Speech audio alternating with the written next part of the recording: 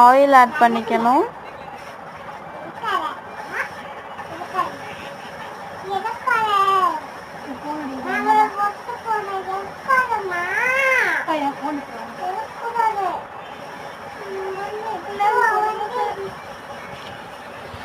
Cabbage,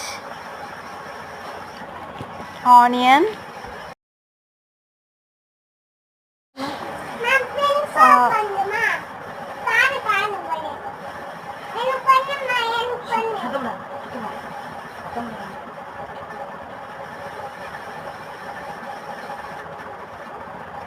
நல்லா வதக்கிக்கணும். பொன்னிறம் மாற வரைக்கும் வதக்கிக்கணும்.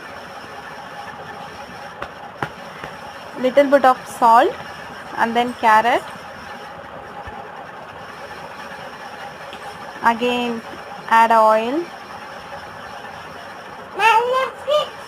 Stir well.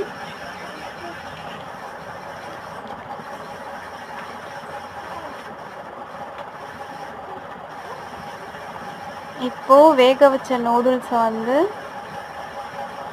அடுப்பில் கொட்டிடணும்.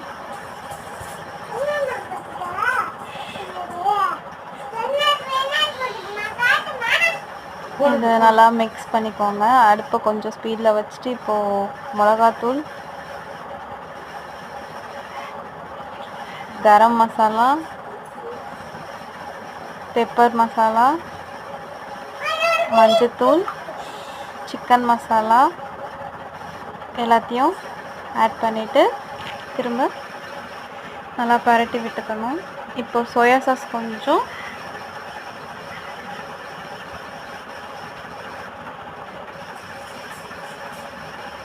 நல்லா பரட்டணும்.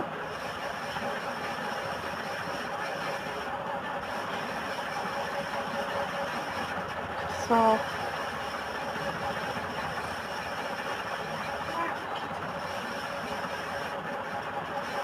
கொஞ்சம் ஆயில் ஆட் பண்ணிவிட்டு இன்னொரு வாட்டி பரட்டிட்டு கொரியாண்டர் லீவ்ஸ் போட்டோன்னா